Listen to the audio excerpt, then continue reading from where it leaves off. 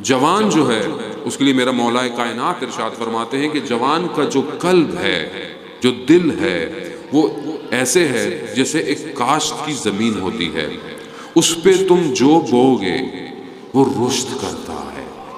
جوان کا، آپ جو جوان بیٹھے ہیں اپنی اہمیت سمجھیں کہ خدا نے جو آپ کو یہ جوانی دی ہے یہ پھر نہیں آنے والی ہے، اور جوانی کے اندر جو نفس ہوتا ہے وہ پاکیزہ ہوتا ہے، پھر میں خود اس کو آلودہ کرتا ہوں، یہ آلودہ نہیں ہوتا ہے۔ یہ جو جوانی ہے اس کی قدر کریں۔ اب آپ جو اس پر بوئیں گے وہی نکلے گا، اور رشد کرتا ہے۔ ایک زیادہ عمر کا بزرگان بیٹھے ہیں، خدا ان کا سایہ ہم پر سلامت رکھے، بزرگ بیٹھے ہیں نا، آپ کوئی چیز ان کو بتائیں تو وہ بڑی مشکل سے قبول کرتے ہیں۔ مثال کے طور پر ٹیکنالوجی، بس میں اپنے والد صاحب کو بولا کہ یہ موبائل لے لیں، ٹچ والا، آسانی ہوتی ہے، وہ کہتے ہیں نہیں اس سادہ موبائل دے دیں آپ جس پہ بٹن ہے، بھائی ہمیں صرف مشکل ہوتی ہے کہ وہ کسی چیز کو جلدی ایبزارو کریں۔ وہ ہمیشہ یہ کہیں گے تمہیں کیا پتا، تمہارے دور کا پتا۔ بہرحال والدین کو بھی سمجھنا چاہیے کہ آج کل زمانہ تھوڑا ترقی یافتہ ہو گیا ہے تو تھوڑا، لیکن آپ کو بھی اپنے والدین کا احترام کرنا واجب ہے۔ اب یہ جو بات ہوتی ہے کہ انسان جب بڑھاپے کی طرف جاتا ہے تو سخت ہے جلدی، جوان جلدی قبول کرتا ہے۔ اسی لیے دیکھیں نا کہ آپ دنیا میں جو دشمن ہے اس کا ٹارگٹ کون ہے؟ جوان ہے۔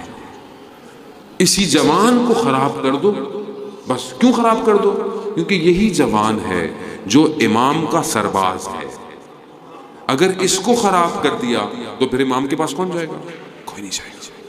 تو اپنی قدر کریں، اپنی قدر کریں۔ کیوں؟ کیونکہ جو آپ کا دل ہے وہ ہیرا ہے، اور ہیرے کی پہچان جواہری کو ہوتی ہے۔ اپنے آپ کو سستا نہ بیچیں۔ دنیا کا بازار آپ کو خریدنے کے لیے کھڑا ہوا ہے۔ دنیا نے کیا کیا ہے؟ ٹیکنالوجی دے دی۔ اب آپ دیکھیں نا، انٹرنیٹ فری ہے، یہ فری ہے، وہ فری ہے۔ یہاں پاکستان میں تو ایڈ بھی ایسے آتے ہیں 50 GB فری، فلانا فری، فلانا فری۔ مگر یہ کیوں فری ہے؟ تاکہ یہ جوان انٹرنیٹ پہ بیٹھا رہے اور خدا نہ خواستہ اپنی آنکھوں کو ناپاک کرے، اپنے روح کو آلودہ کرے۔ جو جوان رات کو اس حالت میں بیٹھے گا، کیا وہ صبح فجر میں اٹھے گا؟ نہیں اٹھے گا، فجر قضا ہو جائے گی اس کی۔ اور یہی وجہ ہے کہ آج ہمارے معاشرے میں، اور یہ ہر طرف سے ہے، دشمن یہاں سے بھی لگا ہوا ہے اور دشمن وہاں سے بھی ہے۔ اب عزاداری میں بھی سب سے آگے جوان ہے، تو وہاں پر دشمن نے دوسری طرف سے عزاداری کو جو خراب کر رہا ہے وہ بھی جوانوں پہ اٹیک کرتا ہے کہ ان کو دور کر دو، یا ان کو ایسے کاموں میں لگا دو کہ یہ اصل ہدف امام حسین کا سمجھ نہ پائیں۔ آپ اس لیے دیکھ لیں کہ جوان بڑی جلدی مشتعل ہو جاتا ہے، بڑی جلدی تیش کھاتا ہے، بڑی جلدی اس کے اندر، کیوں؟ کیونکہ جذبات سے لبریز ہوتا ہے۔ دشمن اس بات کو سمجھتا ہے اور بہت جلدی جو ہے وہ کہتا ہے کہ یہ دیکھو فلانا کیا کر رہا ہے، فلانے نے کیا کہہ دیا، فلانے نے کیا کہہ دیا، تاکہ کیا ہے، کیونکہ یہ دیکھو عزاداری کو روکنے کے لیے فلانا یہ کر رہا ہے۔ جبکہ اگر آپ عقل سے، ٹھنڈے دل سے تھوڑی سی بات سوچیں، آپ کو سمجھ میں آئے گا کہ دشمن ہے جو مومنین کو بھی آپس میں لڑوا رہا ہے اور مسلمین کو بھی آپس میں لڑوا رہا ہے۔ دشمن ہے، آپ اس کو سمجھیں۔ اللہ نے تفکر، فکر اور عقل دی ہے۔ آپ حضرت علی اکبر کا دن ہے، آپ حضرت علی اکبر سے ہم کیا سیکھتے ہیں؟ ایک درس آپ مجھے بتائیں، حضرت علی اکبر کا کتنے ہم نے کلام سنتے ہیں، کتنے ہم نوحے سنتے ہیں، کتنا ہے، لیکن کوئی ایک درس آپ کو یاد ہے جو آپ نے حضرت علی اکبر سے لیا ہو اور اس پر عمل کیا ہو؟ کیوں نہیں ہو؟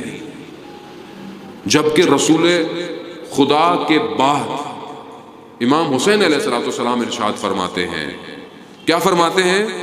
کہ رسول کے بعد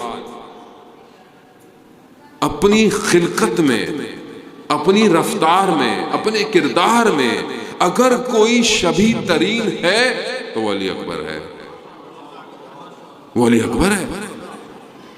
اور جب ہم چاہتے تھے کہ ہم رسول خدا کی آواز سنیں تو ہم حضرت علی اکبر کی آواز سنتے تھے۔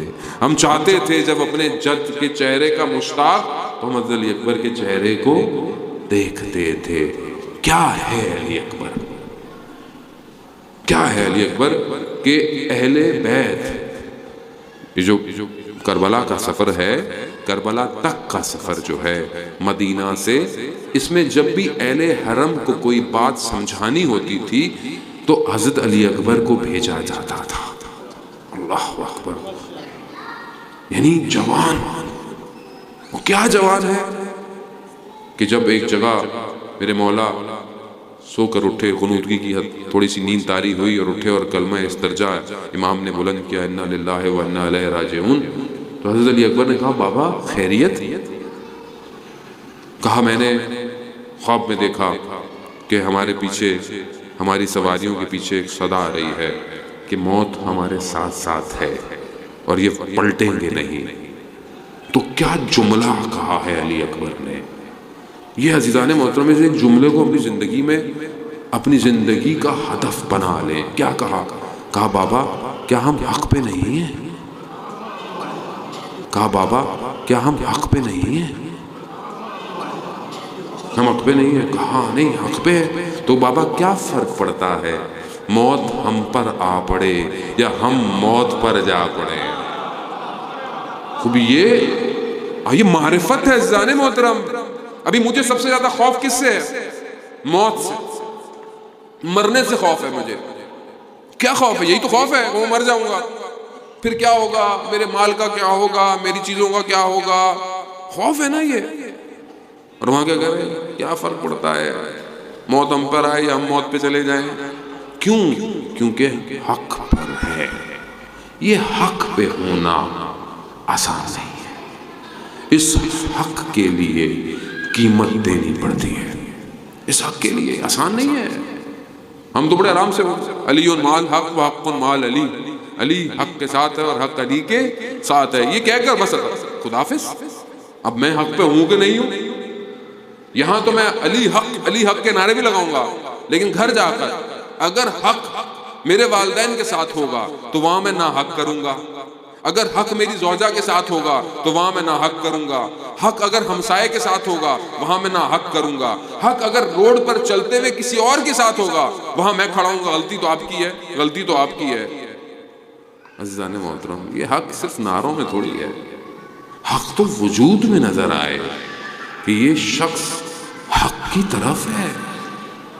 وہ جو حدیث ہے حضرت عمار کے لیے بھی کہ عمار مال حق وحق مال عمار، وہ آپ بہتر جانتے ہیں، وہ تھی اس لیے کہ عمار کہاں ہے، کیونکہ لوگ ہو سکتا تھا تعصب رکھتے تھے مولا کائنات سے، تو اسی لیے رسول خدا نے یہ حدیث بھی بیان کی تھی، اسی لیے یہ صدائیں آج بھی گھوم رہی ہیں، اینا عمار، عمار کہاں ہے؟ آج عمار کہاں ہے؟ آج کہاں ہے عمار؟ ڈھونڈیں کہ آج کے دور کا عمار کہاں ہے، کس طرف کھڑا ہے۔ جہاں عمار ہوگا وہیں حق ہوگا۔ اور جب حضرت عمار نے پوچھا تھا کہ یا رسول اللہ آپ کے جانے کے بعد میں فتنہ دیکھ رہا ہوں، میں کہاں جاؤں گا، میں کہاں جاؤں گا؟ باپسیرت تھے حضرت عمار۔ تو ایسے میں دیکھا کہ علی ابن ابی طالب تشریف لا رہے ہیں، رسول خدا نے کہا کہ عمار اگر پوری دنیا کے انسان ایک وادی میں ہوں اور علی ایک وادی میں ہو تو حق علی کی طرف ہے۔ اسی لیے کہا اینا عمار کہاں ہے؟ عمار علی کی طرف ہے۔ ایک حدیث کا حصہ صرف حضرت عمار کے ساتھ ہے، لیکن امام کے ساتھ حدیث آگے ہے، علی مال حق و حق مال علی، علی حق کے ساتھ ہے اور حق علی کے ساتھ ہے، اور جہاں جہاں علی جاتا ہے حق وہاں مڑ جاتا ہے۔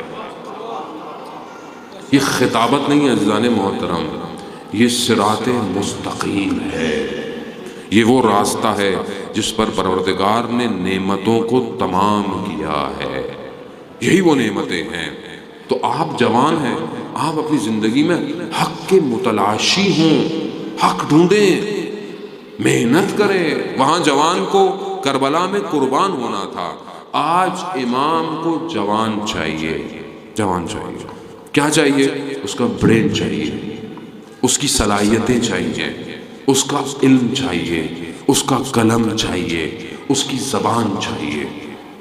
کیا میں اپنے امام کے لیے چیزیں تیار کر رہا ہوں؟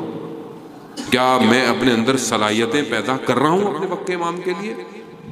کیسے میں کہوں گا یا لیتنی کنت معکم، کاش مولا آپ کے ساتھ ہوتے، کامیاب ہو جاتے؟ امام کی آواز آئے گی کاش کیوں کہہ رہے ہو، میں ہوں نا، میرے پاس کیوں نہیں آتے؟ کہاں ہے امام؟